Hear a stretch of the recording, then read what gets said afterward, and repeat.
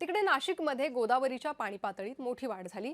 दुतोंड्या मारुतीच्या छातीपर्यंत पाणी आलंय। रामकुंड परिसरातील अनेक मंदिरं पाण्याखाली गेली आहे। त्र्यंबकेश्वरात पहाटेच्या मुसळधार पावसाने पूरसदृश्य परिस्थिती निर्माण झाली। विशेष म्हणजे अद्याप गंगापूर धरणातून विसर्ग सुरू झालेला नाहीये। असं असताना केवळ पावसाच्या पाण्यामुळे गोदावरीला पूर आलाय। यंदाच्या पावसाळ्यात प्रथमच गोदावरी नदी पूर्ण क्षमतेने वाहताना दिसते।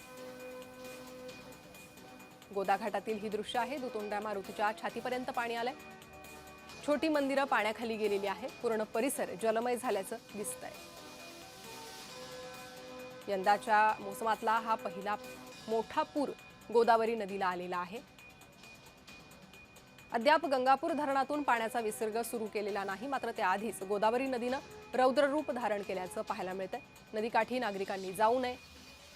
पुढेही नदीकाठच्या गावांना सतर्कतेचा इशारा देण्यात आलेला आहे। नाशिकमध्ये मुसळधार पाऊस सुरू आहे। धरण साठ्यात मोठ्या प्रमाणात पावसानं हजेरी लावलेली आहे। पाणलोट क्षेत्रात पावसाची संततधार सुरू आहे। कुठे मुसळधार पाऊस कोसळतोय।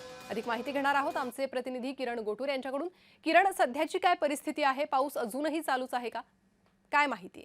आज सकाळपासून प्रणिता खरं तर संततधार पाऊस नाशिकमध्ये सुरू आहे आणि नाशिक असेल किंवा त्र्यंबकेश्वर असेल, इगतपुरी या सगळ्या ठिकाणी पाऊस सकाळपासून सुरू होता। पण अचानक पावसाचा जोर वाढल्याने अनेक ठिकाणी रस्त्यावरती पाणी साचलेलं आहे। अनेक रस्त्यांना नदीचं स्वरूप हे प्राप्त झालेलं आहे। गोदावरी नदीची प्रामुख्याने पाणी पातळी वाढल्याचं आपल्याला बघायला मिळतंय। अनेक जे छोटे मोठे मंदिरं आहेत या गोदाघाट परिसरामध्ये ते पाण्याखाली गेलेले आहेत आणि त्याच पद्धतीने नाशिक शहरातील वेगवेगळ्या भागांमध्ये अनेक ठिकाणी बिल्डिंगांमध्ये पाणी शिरलेलं आहे, दुकानांमध्ये पाणी शिरलेलं आहे।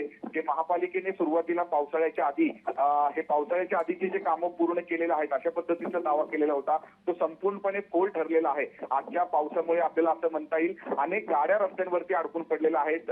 स्कूल व्हॅन सुद्धा अडकून पडलेले होते। त्यामुळे अतिशय आजच्या सगळ्या पावसामुळे जनजीवन जे आहे ते नाशिकमधलं ते संपूर्णपणे विस्कळीत झालेलं आहे। आता सुद्धा नाशिक असेल किंवा परिसरात असेल हे संततधार पाऊस सुरू आहे आणि कुंभमेळा मंत्री आता मुंबईवरून नाशिककडे रवाना झालेला आहेत आणि ते आल्यानंतर या सगळ्या संदर्भात आढावा घेतील, बैठक घेतील अशा पद्धतीची माहिती मिळत आहे। पण तूर्त तरी आता तरी हे पाऊस जो आहे तो सुरू असल्याचं आपल्याला बघायला मिळतं। अगदी किरण, त्यामुळे गिरीश महाजन या बैठकीत काय काय सूचना देऊ शकतात? साधारण ही बैठक किती वाजता होईल त्या संदर्भातली काय माहिती मिळते?